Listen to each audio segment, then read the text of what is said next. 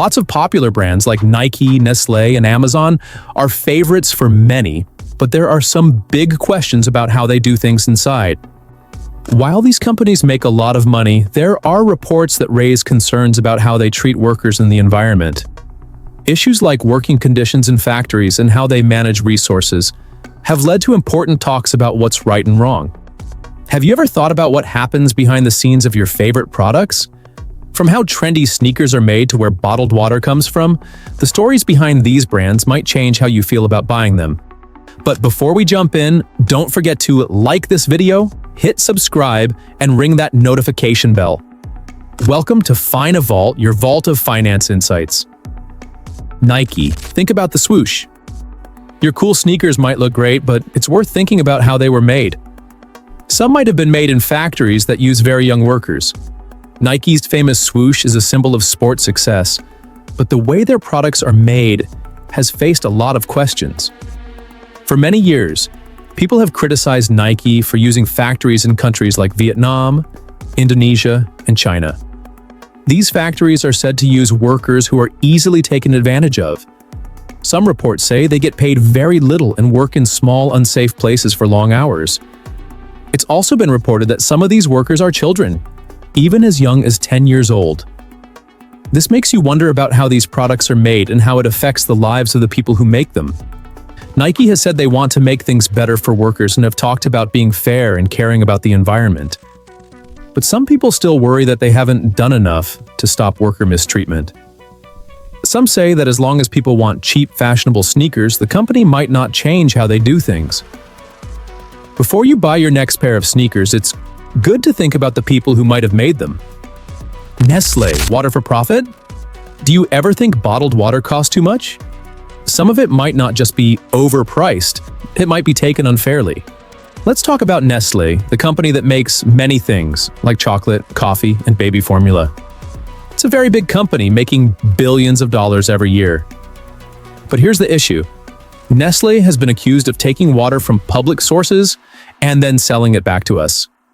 In California, which has had some of the worst droughts in U.S. history, Nestlé has been accused of using water from underground sources without considering the people who are struggling to get enough water. And in Michigan, where the Flint water crisis left many without clean water, Nestlé was legally bottling water from the state's streams for a small fee of about $200 a year and selling it at much higher prices. Some people think this is unfair. Also, there was a big problem with baby formula. Back in the 1970s, Nestlé aggressively advertised its formula in poorer countries, saying it was better than breastfeeding. Mothers believed this, switched to formula, and then had problems because they couldn't afford it, or didn't have clean water to mix it. This led to babies becoming malnourished. Years later, the company apologized, but similar concerns have come up again, suggesting that some lessons aren't learned when profits are a priority. Nestlé's approach seems to be, if there's money to be made, ethics can wait. So, the next time you drink bottled water from Nestlé, think about whether it's worth it. McDonald's. More than just Happy Meals. McDonald's is not just a big fast food place, it's also very good at getting people to become customers. The company has spent a lot of time figuring out how to get kids interested. Happy Meals, Ronald McDonald, and playgrounds at their restaurants aren't just for fun. They're ways to get kids to like McDonald's. The company knows that if you like it when you're young, you'll probably keep going there as an adult. But let's talk about the food. Remember when people found out about pink slime? McDonald's was said to be using lean, finely textured beef, which is basically leftover meat scraps treated with ammonia, to save money. They say they don't use it anymore, but it showed that the company was willing to do things like that to cut costs. And what about the environment? McDonald's buys a lot of beef, and the beef industry is a big cause of deforestation, greenhouse gas emissions, and water waste. Every time you eat a burger from McDonald's, you're supporting a system that is hurting the planet. So, is it worth it to get a quick meal at McDonald's when it might be causing so much damage? Amazon, fast delivery, potential concerns. Two-day delivery is convenient, but it's worth considering the working conditions that make it possible. Amazon is a major online retailer, but some of its practices have raised concerns. It has been reported that warehouse workers face demanding workloads, with high quotas that some sources claim have led to workers skipping bathroom breaks, with some reports even alleging the use of bottles for urination. There have also been reports of workers experiencing heat exhaustion, long hours, and limited break times. Delivery drivers have also reportedly faced pressure to meet tight schedules, which some sources claim can lead to them breaking traffic laws or skipping meals. Environmental groups have raised concerns about Amazon's impact on the planet. They point to the company's use of excessive packaging and potentially inefficient shipping routes, which some say contribute to waste and a significant carbon footprint. Additionally, there have been reports of counterfeit goods being sold on the platform, including fake electronics and cosmetics, which could potentially be harmful to consumers. Some sources have also suggested that Amazon's dominance has made it difficult for small businesses to compete, leading to the closure of local retailers and impacting communities. While Prime membership offers convenience, it's worth considering these potential concerns. Apple, the not-so-shiny side of innovation. A new iPhone might look great, but the way it's made isn't always pretty. Apple is a popular brand with products like iPhones and MacBooks. But there's another side to the story.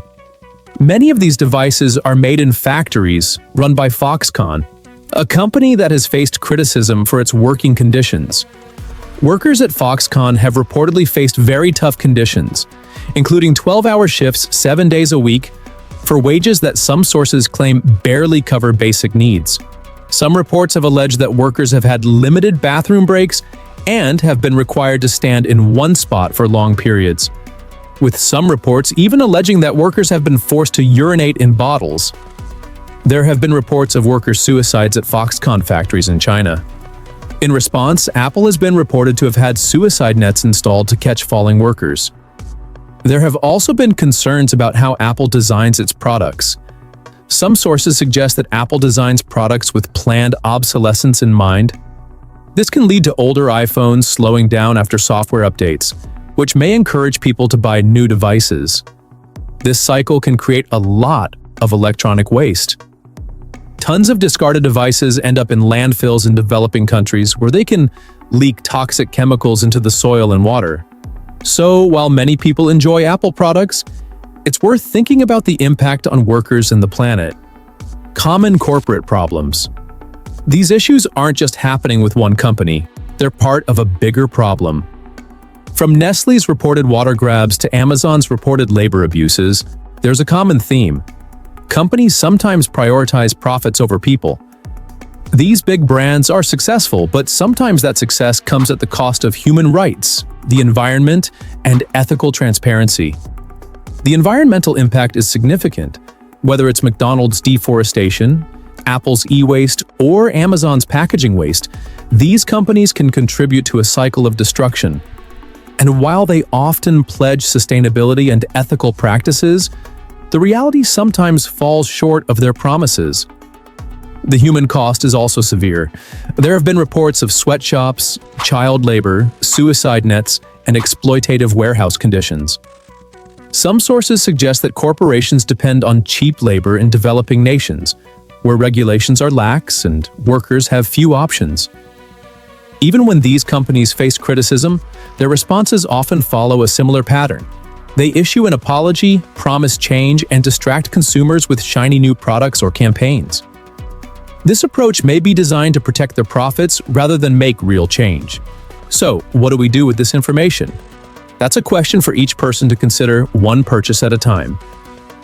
After hearing about the dark sides of these popular brands, do you think it's possible to enjoy their products while being mindful of their impact? Share your thoughts in the comments, and that's it for today. Hit the like button and subscribe to FinaVault. Stay tuned for more and catch you at the next one.